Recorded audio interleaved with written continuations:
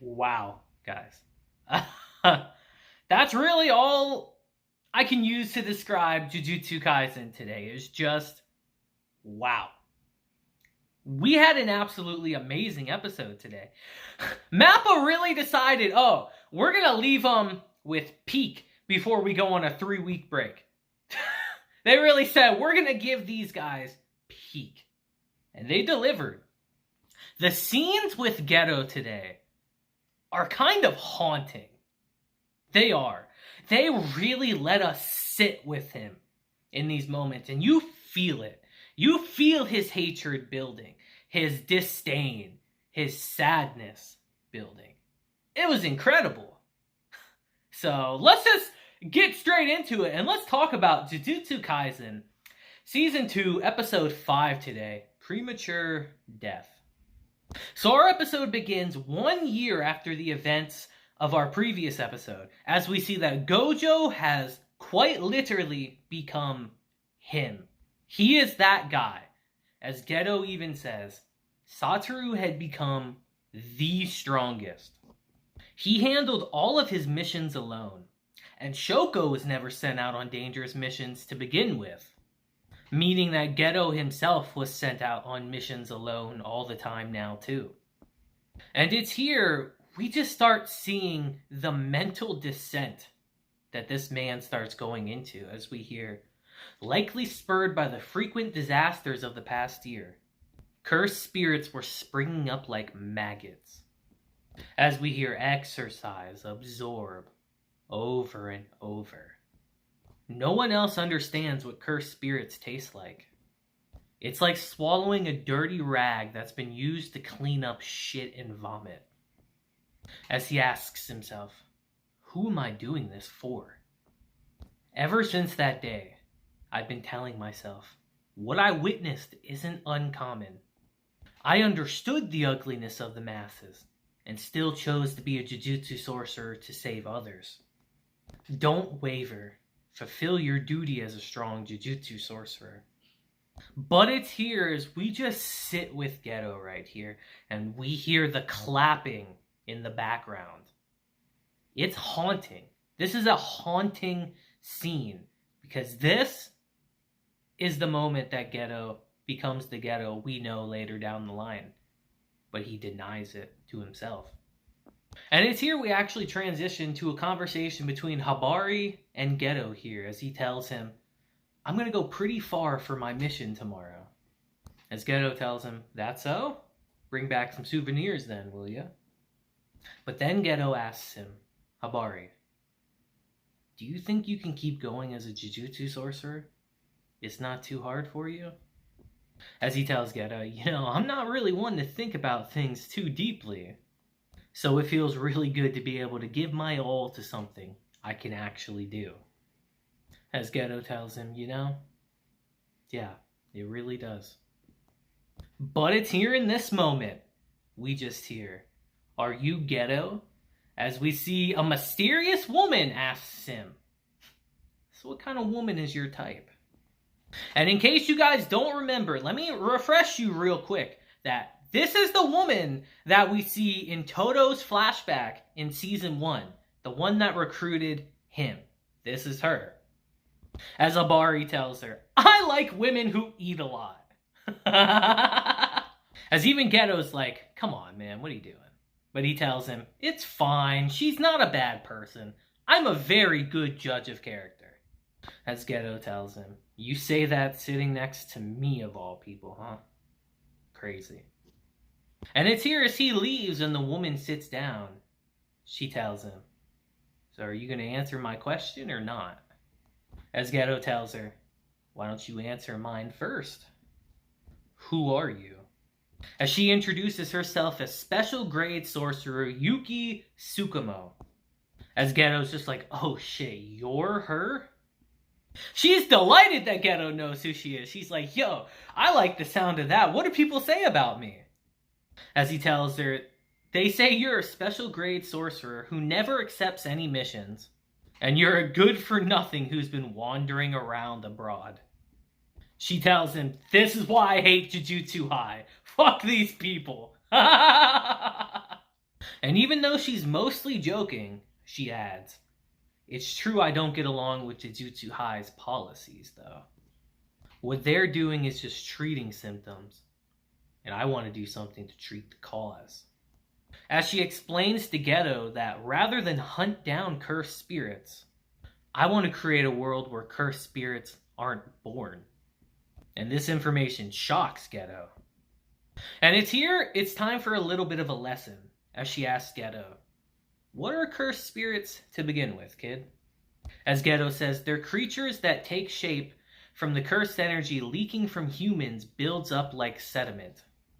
As she says, correct. Now this means there are two ways to create a world where cursed spirits aren't born. 1. Eliminate cursed energy from mankind. And 2. Make it possible for all of humanity to control their cursed energy. As she says, I thought method number 1 had a really good chance of working. There was a model case for it too. Toji Zenin. As she tells Geto, I've seen plenty of cases where a heavenly pact reduced a person's cursed energy to the level of an average person. But you could search the whole world only to find he was the only case in which that cursed energy dropped to 0. And even though Toji had 0 cursed energy, he was able to perceive cursed spirits with his 5 senses. He truly was superhuman. You shouldn't be ashamed to losing to him. As she adds, I wanted to try studying him, but he turned me down. As she adds, there aren't many people with heavenly pacts in the world, so I'm currently favoring route number 2, which is making it possible for all of humanity to control their cursed energy. As she actually tells Geto here, did you know? Cursed spirits aren't born from sorcerers. Compared to non-sorcerers, Jujutsu sorcerers leak extremely little cursed energy. There's some variance depending on the sorcerer's capability, but the main reason is their flow. Jujutsu sorcerers circulate cursed energy through their own bodies well. So if all of mankind were Jujutsu sorcerers, curses wouldn't be born in the first place. As Geto says, then you could solve it simply by killing all non-sorcerers. As she even tells him, that's possible, and it's probably the easiest way to achieve it. Just keep culling non-sorcerers and force them to adapt into sorcerers as a survival strategy. You would be forcing them to evolve using fear and danger, the same way birds gained wings. And it's here we now know who put that idea in his head, albeit not intentionally, but she's still the cause of it nonetheless. As she actually asks Geto, do you hate non-sorcerers? As Geto takes a second and tells her, I don't know. As he starts explaining to her that, I always thought Jujutsu sorcery existed to protect non-sorcerers. But lately, the value of non-sorcerers has been wavering in my mind. The admirability of the weak. The ugliness of the weak. I find myself struggling to discern the difference and accept those things. There's a part of me that despises non-sorcerers, and a part of me that wants to reject that part. My vision of what lies at the end of the marathon game of being a Jujutsu sorcerer is so vague now that I don't know which of these ideals I truly believe in. As she tells him, neither one is how you truly feel. And it's here she tells him that, you're not at that stage just yet. This part of you despising non-sorcerers and this part of you rejecting that are both just possibilities that you're considering. And it's up to you to choose which part becomes your true feelings from here on out. But it's here as we transition to our next scene, we see that decision has already been made. As we hear, it was supposed to be an easy mission to exterminate a 2nd grade cursed spirit. Their faith in Uba Sumagami. As Nanami says, that was a 1st grade case, damn it. And it's here as we see Habarai, laying on the morgue table, dead. This was the final straw, as we hear. This marathon game of being a Jujutsu sorcerer. If the only thing waiting at the end is a mountain of our comrades' corpses, then... And it's here, he's made up his mind. Because it's here as we transition to our next scene, and we see Geto investigating a case of a village being attacked by cursed spirits. We see that they actually captured these 2 girls who have Jujutsu abilities, and they're blaming them for what happened here, calling them monsters. As Geto realizes they didn't do anything. I've already taken out the spirits that did something. These 2 are innocent. But the villagers blame them nonetheless. They're erratic with their behavior and fear. And it's here as Geto secretly tells the girls that everything's okay. We transition to a downright chilling scene as Geto brutally, ruthlessly kills everyone in the village. Now this scene is incredible, but very, very sad. Nothing is even said here. We just see the brutality on display. And nothing is said, but so much is conveyed that this scene is chilling. This is where Geto truly becomes the enemy of humanity. And we see that Jujutsu High has sentenced him to death. And upon hearing this news, Gojo can't believe what he's hearing. As the principal tells him that Suguru's old home was already an empty husk as well. From the bloodstains and residuals, he most likely killed his parents too. As we see Gojo just cannot accept this as a fact. And it's here as we transition to Shoko out looking for Geto. We see that he makes contact with her. As she says, "I'll go ahead and ask right away. Any chance that the charges are false?" As he says, "Nope, unfortunately not." As she asks him, "Why?" And he tells her, "Because I'm going to create a world of only Jujutsu sorcerers." And as she's literally calling Gojo to bring him to the scene, Geto tells her, "I'm not holding out hope that anyone's going to understand what I'm doing." As she tells him, sulking over the idea that no one will understand you sounds pretty childish to me, if I'm being honest.